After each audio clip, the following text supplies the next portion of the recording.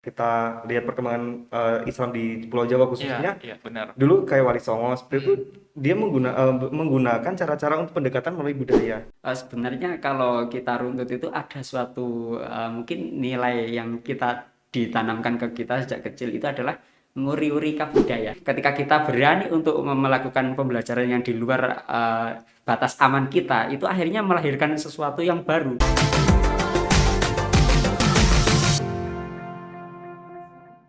Assalamualaikum warahmatullahi wabarakatuh.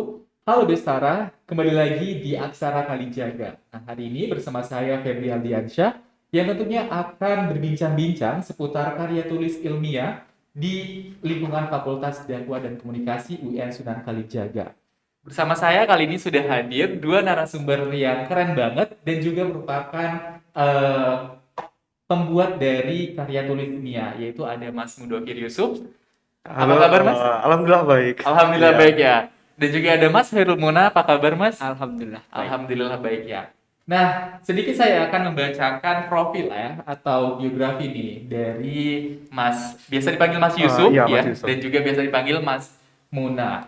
Jadi teman-teman Bestara perlu diketahui ya, kedua narasumber kita ini merupakan narasumber yang kece banget tentunya. Mas Mudofir Yusuf yang merupakan mahasiswa dari program studi komunikasi dan penyiaran Islam dan saat ini sedang menempuh pendidikan di semester 5-nya, juga bersama Mas Hairul Muna yang merupakan mahasiswa dari program studi pengembangan masyarakat Islam dan juga semester 5 ya Mas ya. Siap. Nah, kedua narasumber kita ini juga merupakan satu tim ya Mas ya di kompetisi apa kemarin? Kita kompetisi yang mengadain dari FDK UIN Mataram. Ah iya, UIN Mataram. Jadi mereka sama-sama bestie nih. Bestie yang juga sama dengan Bestara juga, Bestie Aksara ya. Nah, kedua narasumber kita ini juga aktif nih di beberapa organisasi ataupun UKM dan juga aktif di bidang akademik dan non akademik ya. Keren banget ya. Tepuk tangan dulu dong untuk narasumbernya ya. Oke, kira-kira sebelum kita masuk ke pembahasan yang lebih panjang, kita mau kenalin dulu nih tentang karya tulisnya yang telah dibuat. Mungkin boleh nih Mas dari salah satu Mas Yusuf atau Mas Muna untuk memperkenalkan sedikit nih dari karya tulis yang telah dibuat gitu. Mungkin Mas Muna dulu aja. Oke. Karya tulis yang kita buat waktu di FDK UIN Mataram itu berjudul Penguatan Moderasi Beragama Melalui Pandawa atau Pendidikan Agama dan Wawasan Budaya. Itu karena memang tema yang diusung tentang Moderasi beragama Moderasi, gitu ya. ya. Oke, jadi kemarin ini lombanya itu di tahun 2021 Iya, sekitaran di tahun bulan 2000. berapa itu Mas? Bulan apa? bulan Juli. Juli ya. Bulan Oh, Juli ya. Wah. Nah itu berapa lama nih waktu pembuatannya itu? Sekitar Cukup 1 lama ya? bulan. Oh, satu bulan ya. Iya, 1 bulan. Nah itu kan per tim ya gitu. Iya. Iya, Ya, kita per satu tim. tim. Ada berarti Kita satu tim tuh ada 3 orang, Ah, saya ah. sendiri, Mas Muna, sama Mbak Puji ya. Tapi Iya. karena Mbak Pujinya nggak di Jogja, jadi tidak bisa hadir di sini begitu. Oke, karena ini merupakan teammate ya berarti ya. Iya. Nah, itu lalu gimana sih awalnya kok bisa terbentuk nih tim dari teman-teman semua ini? Iya, mungkin Mas Yusuf. Oke, kalau awalnya sebenarnya kita dulu kenal pertama kali itu di PBAK 2019. Jadi di PBAK 2019 itu ada kompetisi debat. Nah, kita di situ mewakili FDK dan kita kenalnya di situ dan habis di situ kita Lanjut. coba untuk ikut lomba esai, ikut lomba KTI dan itu kita emang benar-benar dari awal Iya. maksudnya belajar otodidak begitu. Iya. Jadi kita sama-sama belajarnya dari situ. Kenalnya dari situ dulu sampai sekarang. Asik sekali ya berarti Bestara. Mereka ini sudah bestie dari awal gitu ya berarti sudah memiliki chemistry yang sama. Maksudnya udah apa satu circle gitu ya. Jadi sudah Iya. saling kenal Iya, dan benar. enak gitu ya untuk bekerja sama di dalam tim gitu. Iya, Dan benar. hasilnya alhamdulillah menang gitu ya Mas ya. Alhamdulillah. Alhamdulillah ya, wah keren banget nih. Nah itu kan juga berarti tema yang diusung dalam lomba ataupun kompetisi kemarin itu tentang moderasi beragama gitu ya. Moderasi beragama. Saya juga sedikit ada membaca dari karya tulisnya yang telah dibuat gitu, itu keren banget sih memang. Terima kasih. Dari pemilihan metode penelitiannya juga bagus banget nih dan ada beberapa poin yang menarik gitu ya. Karena dikatakan dalam karya tulisnya itu ya bahwasanya Islam ini kan memiliki prinsip dan aturannya sendiri ya, yang harus ditoleransi oleh umat Islam itu sendiri. Nah, Iya. lalu gimana nih menurut Mas Yusuf dan atau juga Mas Muna terkait dengan bagaimana syariat toleransi dalam Islam itu sendiri gitu? Siapa dulu ini? Mungkin, Mas ya Muna, ini mungkin Oh, Mas Muna. oke. Terkait toleransi kan sebenarnya kalau kita melihat dari ayat itu banyak sekali ayat-ayat yang menceritakan tentang toleransi. Salah satunya surat Al-Kafirun ayat terakhir itu kan mengatakan bahwa itu untukmu agamamu dan untuk agamaku, dan itu sebenarnya ayat toleransi dan kadang juga bisa dikatakan intoleransi karena ayat itu seperti mengatakan kalau itu masa bodoh atau bodoh amat begitu. Kalau bagi Anda ya bagi Anda, bagi saya bagi Iya. saya. Nah, singkatnya begitu. Tapi di sisi lain itu saya juga melihat dari ayat surat kedua ayat 114 itu yang mengatakan bahwasanya barang siapa yang lebih zalim ketika orang itu menghalangi untuk beribadah. Nah, di ayat itu mengatakan kalau ada seseorang yang menghalangi orang lain untuk beribadah itu lebih zalim daripada orang yang zalim seperti itu. Jadi untuk moderasi itu atau sifat tawasud atau moderat itu memang perlu ditanamkan supaya kita tidak suka menjudge ataupun fanatisme dalam beragama itu terlalu tinggi. Mungkin begitu. Iya berarti memang memang realitanya ya sekarang Iya, juga fanatisme ataupun kefanatikan gitu ya dari kaum-kaum ataupun mungkin segelintir orang dari suatu agama itu sangat kontras gitu ya iya, di era sekarang gitu ya. Nah, makanya kita memang perlu untuk melakukan ataupun menggaungkan ya konsep bermoderasi agama ini, dan juga ini kan sudah menjadi salah satu goals dari Kemenak gitu ya. Saat ini terus menggaungkan Iya, apa konsep-konsep moderasi. iya, moderasi gitu iya. ya. Nah, lalu ini gimana nih menurut Mas Yusuf atau Mas Muna Hmm. nih tentang apa sebenarnya value atau esensi moderasi beragama menurut kalian nih teman-teman? Ya, kalau dari menurut kami sendiri, value atau arti esensi dari moderasi itu ketika kita memiliki sikap netral, sikap Mm-mm. tengah-tengah gitu. Apalagi kita tahu kita di Indonesia, kita memiliki keberagaman, kita memiliki multi etnis, multi culture yang banyak sekali, Mm-mm. dan di situ maka kita diperlukan sebuah pemahaman dan sebuah sikap. Kita harus berada di tengah-tengah. Kita tidak boleh melihat sisi harus kita mendukung ke kiri ke kanan, tapi kita harus berada di tengah-tengah karena ketika kita itu berada di tengah-tengah, maka itu akan menimbulkan sikap toleransi dan tidak akan menimbulkan semacam ke apa ya, semacam menjudge bahwa ini salah ini benar, tapi kita berada di tengah-tengah gitu. Ya harus bersikap. Ya tadi ya balik lagi intinya Iya, netral iya, gitu ya, netral. tidak Tidak condong ke terlalu kanan dan berlebihan. condong ke Iya. kiri gitu ya. Nah, juga ini kan ada satu karena bahasanya tadi tentang Pandawa ya. Hmm. Apa Iya, singkatan dari apa Mas? pendidikan Pendidikan agama dan agama dan wawasan budaya. Wawasan budaya. Nah, budaya. kalau misalnya di saat ini juga kita kan temui gitu, kadang kan ada aspek budaya yang juga bertentangan dengan agama. Nah, Iya. itu sendiri gitu. Lalu gimana nih? Sedangkan juga di agama dan budaya dijadikan komponen dalam penguatan moderasi dalam karya tulis ilmiah ini. Jadi menurut teman-teman ini gimana ketika adanya konsep budaya yang juga bertentangan atau sebaliknya gitu dengan agama itu sendiri? Iya, saya ya. Iya, boleh. Nggak apa-apa. Jadi gini, terkait agama dan budaya itu kan seringkali kita bentur-benturkan. Misalkan Iya, benar. kebudayaan Nusantara atau Islam Nusantara ataupun Islam yang seperti di Jazirah Arab itu kan sampai saat ini masih menjadi diskusi yang sangat hangat, dan menurut saya itu kita harus bisa menelaah lebih dahulu karena agama itu seperti memberi tuntunan atau guideline secara umum general. Sedangkan kalau budaya itu kan berbasis dari nilai moral yang berkembang di suatu masyarakat lokal. Jadi kalau misalkan ada perbedaan ya memang karena referensi masyarakat lokal ya hanya berkutat di lingkungan itu sendiri. Sedangkan kalau agama itu karena wahyu kalam ilahi otomatis itu secara universal Iya. itu bisa kita telaah dan harus kita pahami lebih mendetail lagi supaya nanti tidak bertentangan, dan agama dan budaya itu sama-sama melahirkan sesuatu yang baru. Baik agama itu juga melahirkan suatu nilai moral, budaya pun juga melahirkan suatu moral. Namun agama itu intinya tidak menyuruh seseorang untuk berperilaku kerusakan ataupun kerugian bagi dirinya sendiri. Begitu. Berarti mungkin satu poin yang bisa diambil untuk bagaimana pada akhirnya kita bisa menguatkan konsep moderasi beragama itu dari unsur budaya dan agama itu sendiri adalah bahwasanya kedua hal itu juga Iya, melahirkan sebuah nilai moral yang bagus gitu ya. iya, Ketika kita memang paham terhadap apa sebenarnya budaya dan juga uh, dari ajaran agama yang diajarkan gitu tentunya. Iya. Lebih kurang seperti itu ya. Mungkin oleh karena itu teman-teman mengusung ataupun membuat satu konsep yang unik gitu Iya, ya antara penyadaran. iya perpaduan melalui apa tadi Agama dan agama budaya. dan budaya itu sendiri. Oh, Dan karena ini gimana Mas? kalau kita lihat dari dulu, kita belajar dari sejarah ya, kita lihat perkembangan Islam di Pulau Jawa Iya, khususnya. iya benar. Dulu kayak Wali Songo seperti itu, dia menggunakan cara-cara untuk pendekatan melalui budaya. Jadi seperti penggunaan lagu-lagu, lir-ilir, Sunan Iya. Kalijaga. Nah itu mereka menyisipkan nilai-nilai Islam tuh melalui budaya mereka gitu. Ketika mereka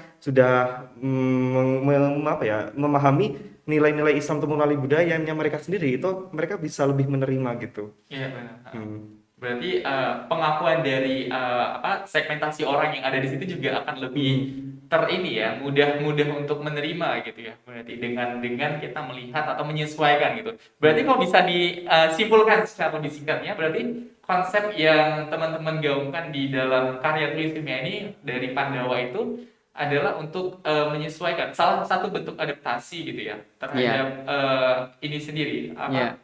masyarakat sosialnya gitu ya. Ya, kita tuh sebenarnya seperti melakukan seperti refleksi atau penyadaran bagi orang yang membaca. Di sisi lain kita juga memberi formulasi terkait apa sih yang harus dilakukan. Nah, di dalam karya tulis yang selanjutnya itu saya bikin di dalamnya itu tentang bagaimana kiat-kiat membangun spirit moderasi beragama itu. Nah, saya merumuskan ada 5M. 5M itu ada yang pertama memahami, yang kedua menerima, yang ketiga adalah menghargai, yang keempat adalah menghormati, dan yang terakhir mengharmonisasi. Memahami itu artinya dalam masyarakat multicultural seperti ini kita harus bisa tahu, oh kita itu umat yang beragam, konsekuensinya kita harus bisa memahami.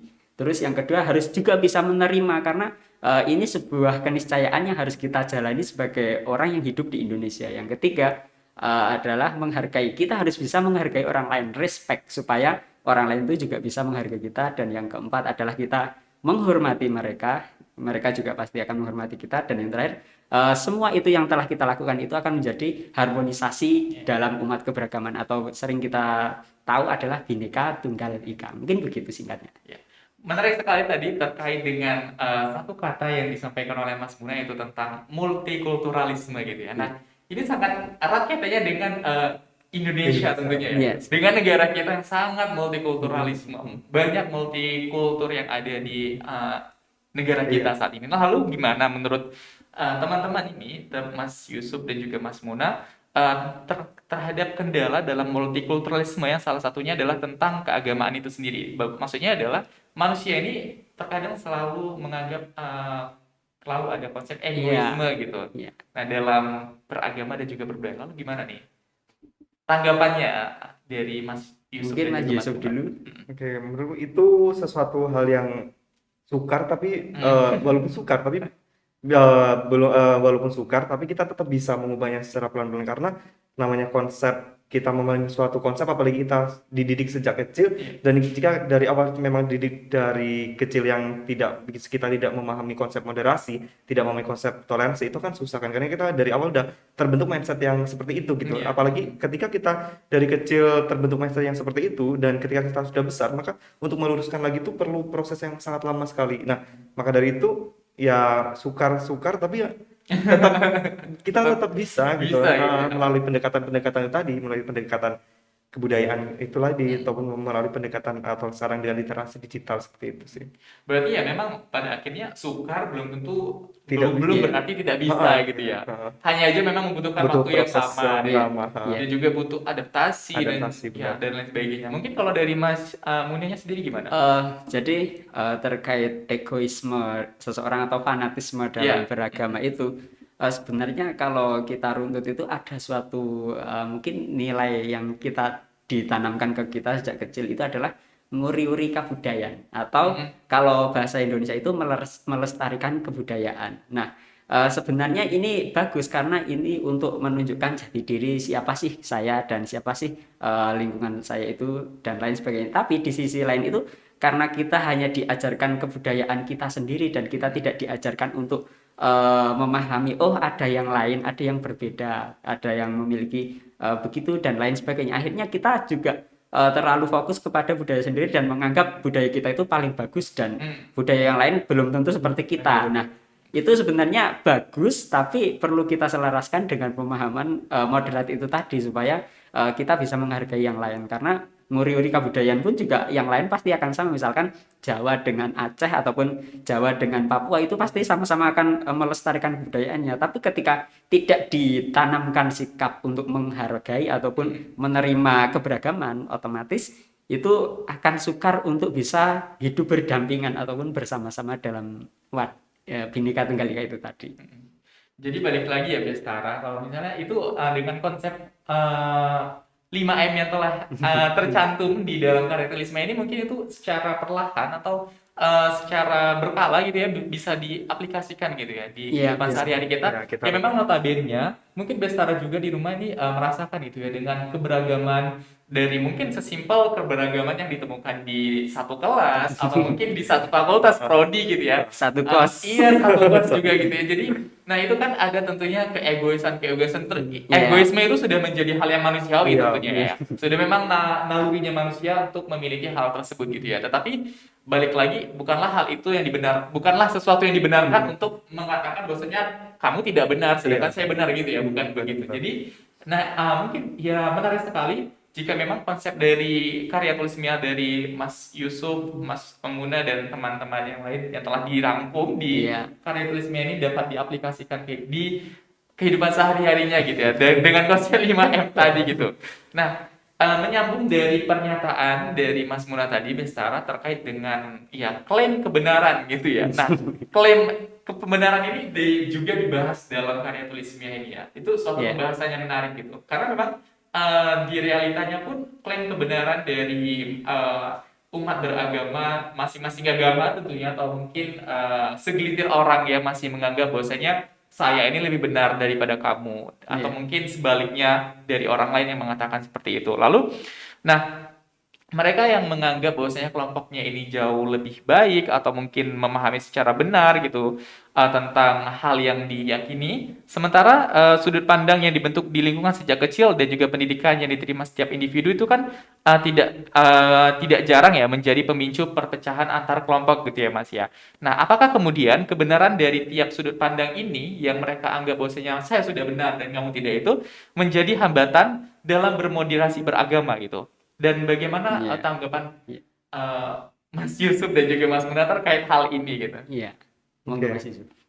Kalau menganggap itu tadi ya, kita menganggap kita paling benar, paling benar, ya itu pada realitanya itu kan jadi sebuah permasalahan di zaman sekarang ataupun ke depannya nanti gitu. Karena kalau kita dari awal udah menganggap kita paling benar, berarti otomatis kita menganggap atau kita meremehkan orang lain gitu kan, dan kita menganggap bahwa budaya kita atau ajaran kita atau yang kita yakini ini yang paling benar, sedangkan yang lain tuh ya udah berarti itu hal yang salah gitu. Dan dari hal itu tadi akhirnya memunculkan sikap fanatisme kan, dan akhirnya dari sikap fanatisme itu lagi akhirnya akan memicu perpecahan. Justru dengan adanya sikap inilah yang akhirnya memicu perpecahan.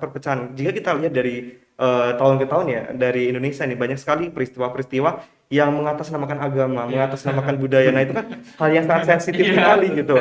Nah, dari situ kalau kita tidak memiliki sikap toleransi, tidak memiliki pandangan untuk berada di sikap tengah-tengah, dan kita justru memiliki sikap fanatis, kita kan mudah terbakar dan kita mudah terprovokasi itu tadi. Jadi ya memang itu sebuah hambatan secara realitasnya gitu. Secara praktiknya juga itu memang menjadi sebuah yang sangat menghambat gitu ya untuk nilai-nilai ataupun esensi dari moderasi itu dapat terwujud gitu ya. Mungkin kalau dari Mas Muna juga ada yang mau ditambahkan terkait hal ini. Terkait klaim kebenaran itu sebenarnya kan kalau kita lihat inti semua ajaran agama itu kan pasti mengajarkan kepada kebaikan, dan semua pasti mengajarkan tentang kebenaran juga. Cuma dalam hal ini praktik dalam melaksanakannya itu memiliki ciri khas dan perbedaan-perbedaan yang tidak bisa disamaratakan. Contohnya di Indonesia dengan di Arab itu ada beberapa kebudayaan yang di sana tidak ada, di sini ada. Nah, menurut saya itu saat ini kita belum bisa membedakan antara mana syariat agama, mana kebudayaan yang timbul dari orang-orang Barat ataupun orang-orang Timur Tengah. Jadi untuk kebenaran ini sebenarnya harus bisa kita generalisir terlebih dahulu supaya nanti kita dalam pelaksanaannya itu juga bisa lebih seperti yang tadi Mas Yusuf sampaikan itu tadi. Berarti ya memang seperti itu ya. Bestara juga mungkin di rumah atau mungkin di kehidupan sehari-hari juga saya juga masih banyak kok menemui tentang Ya, bahkan kita antar agama seperti itu bosnya bisa melakukan klaim-klaim kebenaran seperti itu gitu. Iya, Misalnya, ya, wah kamu kok gini sih, nah, gini, kayak mereka tuh menganggap jauh lebih baik kayak gitu ya. Mungkin memang nyatanya seperti itu, tapi Iya. ya kan bukan sesuatu yang Iya, dibenarkan untuk benar. menjatuhkan satu pihak Sosial. yang lain gitu ya. Dan juga apalagi di era digitalisasi saat ini gitu ya, klaim-klaim kebenaran itu akan cukup mudah mengikuti muncul gitu dengan arus dari digital yang cepat gini ya. Nah, Iya. itu bagaimana sih caranya kita tuh menguatkan moderasi beragama ini melalui penerapan Pandawa di era digitalisasi saat ini gitu. saya dulu. Oh ya, Oke. silakan Mas Bunda. Eh, jadi yang pertama terkait moderasi beragama itu kita sering lihat itu adalah suatu disinformasi karena kita tidak memiliki literatur yang banyak, jadi kita mengklaim kebenaran itu mutlak dari kita dan sesuai penelitian yang dikatakan oleh PISA atau Program for Student Assessment itu dia mengatakan bahwa Indonesia memang literasinya itu rendah dan sampai sekarang asesmen berikutnya itu juga masih seperti demikian. Dan yang kedua, setelah kita tahu literasi kita rendah itu, kita lihat indeks masyarakat kita dalam bermedia sosial itu sangat tinggi sekali. Dikatakan dalam sehari itu bisa sampai 20 jam untuk akses sosial media. Padahal kalau dari segi literasi kita sangat minim. Nah, itu kan seperti gap atau celah yang sangat kontras sekali dan eh, tentu peluang kita untuk masuk ke sistem digital yaitu tadi kita bikin konten-konten tentang seputar moderasi beragama dan nantinya juga dipadukan dengan apa yang saat ini dibutuhkan milenial karena target yang paling utama adalah milenial karena ada penelitian mengatakan bahwa generasi milenial itu generasi yang lebih baik daripada generasi X maupun generasi baby boomer. Jadi yang kita sasar yang pertama adalah milenial itu tadi karena kita sering jumpai di platform misalkan Facebook katakanlah itu seringkali ada konten-konten atau berita yang berbau unsur radikalisme ataupun konten-konten yang unfaedah yang seharusnya tidak kita baca dan akhirnya kita juga bisa melihat kalau di kolom komentar itu netizen itu sangat unik-unik sekali dan komentar yang unik itu yang nanti akan dijadikan patokan ataupun menjadi quote terbaru. Contohnya yang kemarin trending itu adalah itu yang di Mandalika itu. Meskipun itu bukan ada unsur agama dan unsur kebudayaan, tapi karena ada quote yang lucu, jadi sekarang jadi trending. Nah, kita ingin membuat ataupun memberi pemahaman kepada mereka itu bahwa dalam etika bermedia sosial ataupun dalam pemahaman ini kita harus bisa lebih menekankan sisi kebermanfaatannya dan juga tidak merugikan orang lain gitu. Mungkin dapat disimpulkan gitu ya bahwasanya untuk menangani hal-hal tersebut yang banyaknya terjadi disinformasi atau mungkin hoax atau mungkin ujaran kebencian di dalam media sosial itu sendiri, para netizen ataupun siapapun kita harus memang mampu untuk melakukan yang namanya literasi digital ya. Intinya kita dapat harus melakukan literasi dengan baik gitu ya, baik digital ataupun mungkin literasi yang seperti biasa membaca seperti itu. Mungkin Bestara juga di rumah sudah merasakan hal-hal yang memang terjadi seperti misalnya dijulitin gitu ya oleh netizen gitu. Mungkin beralih ke Mas Yusuf nih. Kan kalau kita bicara tentang moderasi beragama ini sendiri pastinya juga ada ya oknum-oknum tertentu yang masih kontra dengan konsep yang digaungkan ini ya. Nah, anggapan yang mengatakan bahwasanya moderasi beragama ini akan pada akhirnya melemahkan syariat gitu. Nah, itu gimana nih? Kira-kira menurut Mas Yusuf sendiri, apakah bagaimana tanggapan Anda terkait ya itu anggapan-anggapan dari sisi kontra terhadap konsep moderasi ini gitu? Kalau menurut saya pribadi sebenarnya justru itu tidak akan memperlemah syariat kita, justru itu akan memperkuat kita karena ketika kita mempelajari sesuatu dengan kita berada di sikap tengah-tengah, maka kita akan melihat oh ternyata ketika sisi fanatik itu seperti ini, sisi fanatik kiri itu seperti ini, sisi fanatik kanan itu seperti ini. Nah, dengan kita menarik ke belakang kacamata kita ke jauh, berarti kita akan melihat sisi yang tidak kita jangkau ketika kita hanya melihat dalam satu titik dalam lensa kecil aja gitu kan. Jadi ibaratnya kita menarik objek lebih jauh, jadi kita bisa melihat nih seputar kita itu seperti apa. Jadi justru dengan adanya kita memiliki moderasi, dengan adanya kita memiliki sikap berada tengah-tengah itu, justru itu akan menuntun kita gitu, dan kita justru menjadikan kita menjadi manusia yang lebih toleran gitu, dan justru itu tidak akan memperlemah, justru semakin memperkuat. Sebenarnya kalau semakin Ya. memperkuat gitu. Nah, mungkin itu hanya statement-statement yang akan meruntuhkan gitu ya, atau Ya, yang baik tadi ya, bahwasanya kita hidup di masyarakat yang memang iya. ada yang pro, ada Ada yang kontra jadi gitu. kembali lagi sih ke mereka, karena Ah, kita tidak hak untuk kita tidak ada hak untuk mengatur mereka untuk percaya kita, tapi iya. seenggaknya kita, ya itu hak mereka gitu. Yang penting kita memiliki sikap itu dan kita bisa menularkan itu kepada teman-teman kita, kepada orang-orang sekitar kita gitu. Oke, bagus sekali ini memang. Seharusnya memang kita harus bisa mampu untuk menerapkan moderasi beragama ini dari ruang lingkup terkecil kita ya, Bestara, dan juga pastinya Mas Yusuf dan juga Mas Muna. Oke, yang terakhir deh ini pesan gini untuk para Bestara dan juga untuk kita semuanya, bagaimana kita pada akhirnya mampu menjadi manusia yang memanusiakan manusia dengan konsep moderasi beragama, Ya. dan juga mungkin yang selinier lah gitu dengan konsep Pandawa yang ada di Iya. karya tulis ilmiah teman-teman. Mungkin dari Mas Muna dulu deh Oke. pesannya.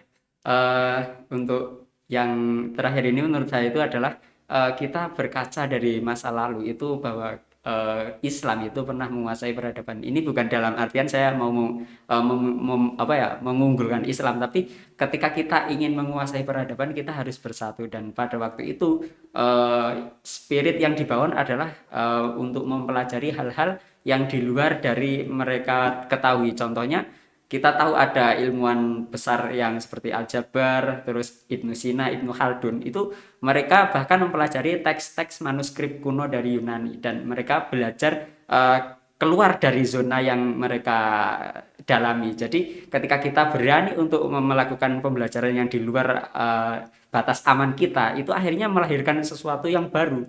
Al-Jabar sampai sekarang teorinya sangat penting sekali, bahkan teknologi ini nggak akan berfungsi kalau nggak ada penemuannya Al-Jabar itu tadi. Dan Ibnu Sina pun juga sama, Ibnu Khaldun yang dikatakan bahwa dia sebagai bapak sosiologi dunia, itu ya juga yang harus kita pelajari dari situ. Kita berkutat dari masa lalu, bercermin dari masa lalu, dan kita juga memformulasikan yang baru. Bagaimana sih kiat-kiat kita membangun peradaban baru yang tentunya untuk kemaslahatan umat itu tadi. Mungkin singkatnya begitu. Mungkin singkatnya adalah bersatu gitu ya. Iya. Kembali lagi dengan konteks ataupun konsep dari Bhinneka Tunggal Ika, ya. Unity in Diversity Yes. gitu ya lebih kurangnya.